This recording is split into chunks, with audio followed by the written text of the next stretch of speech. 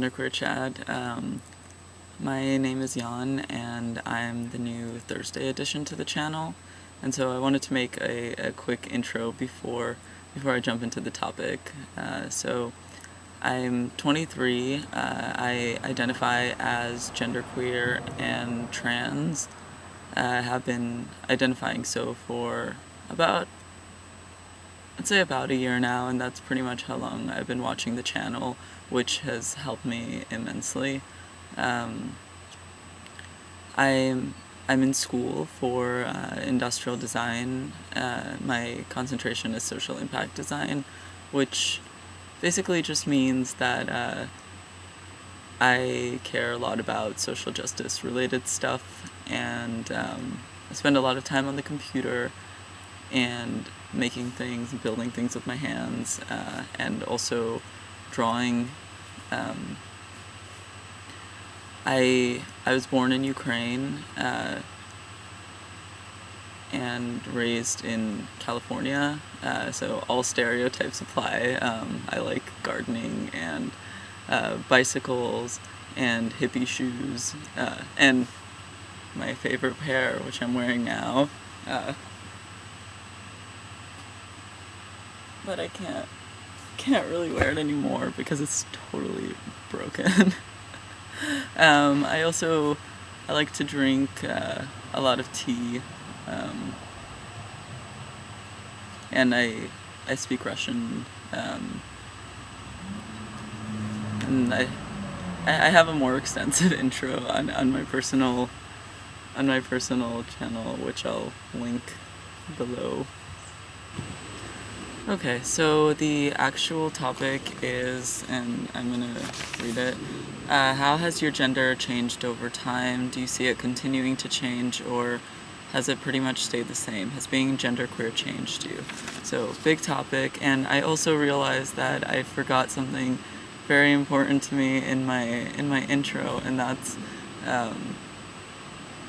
I am really particular about my notebooks, and I like the illusion of organization, and so I have my YouTube notebook and my food notebook, in which I've recorded everything that I've eaten within the past 93 days, my therapy notebook, and then I have a bunch for work and school, which I don't need to show. But I'll be looking over, and I'm just looking at my notes in my YouTube notebook. So, let's see. How has my gender changed over time? So my clothing has always been a kind of expression of how I understand my own gender, and since adolescence, that's changed drastically. I mean, I've presented in a really hyper-feminine way. I've also presented in a really masculine, boyish way. I think I've tried to be every kind of female I could possibly be. And so even in middle school and high school, I always found comfort within kind of these neutral zones, and so I was really into punk rock and grunge, and I was even gothic for longer than I would really like to admit. But I've always felt the most comfortable when I would wear a bunch of layers and like hoodies and beanies and boots and grandpa sweaters. I think at one point I even started wearing camping, like outdoorsy camping clothes, but on a daily basis, until I actually went backpacking, and then kind of destroyed all of it. And so, let's see. Internally, though, I've always seen myself reflected in gay boys, and I kind of lived vicariously through all of their coming of age, like rom-com dramas, and that hasn't changed very much. And so I kind of took the very common lesbian route, though I never, as most people, I've never really liked the term for my own identity, to describe my own identity. And that kind of got me to discovering that I actually identified as genderqueer. And once I figured that out, my outward gender expression and how I felt about myself internally began to match.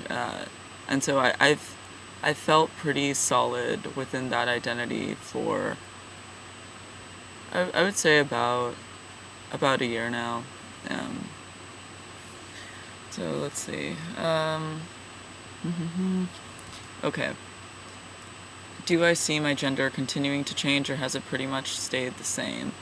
Yes, I welcome change, and I should preface this by saying that I've been taking a really low dose of testosterone for almost 4 months now. And so I feel as though when my body changes more, I might become a little more, or that might give me the freedom to become a little more experimental and playful in how I perform my gender. So my mannerisms, my clothing, hairstyles, etc.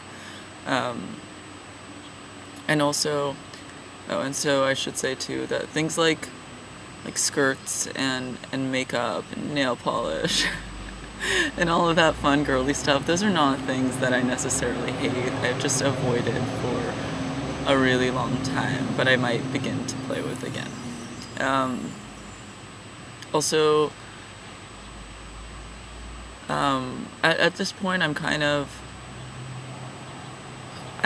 read as male sometimes, but when society begins to read me, when society at large begins to read me as male, I'm not sure how that's going to impact my understanding of my own gender. And so there's a big question mark there, and we'll have to see. But I definitely don't think that things are going to change as drastically. Like, I don't think I'm going to make the same kind of leaps that I've made within the past few years in the future. I mean, I do feel pretty comfortable identifying as genderqueer and trans, and I might just kind of experiment more within that gray zone.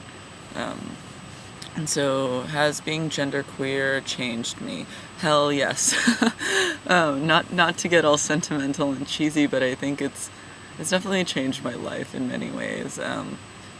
And one of the largest things that has changed is that I was able to find community and people that I connected with on multiple levels, and I feel that. Sorry, the screen keeps dying. I feel that if people take the time to deconstruct something as ingrained as the gender binary, then they've probably taken the time to deconstruct other systems that govern how we live. And those are the kind of people I want to be around. And I found more of those people as I've been able to put words to my own identity. Okay.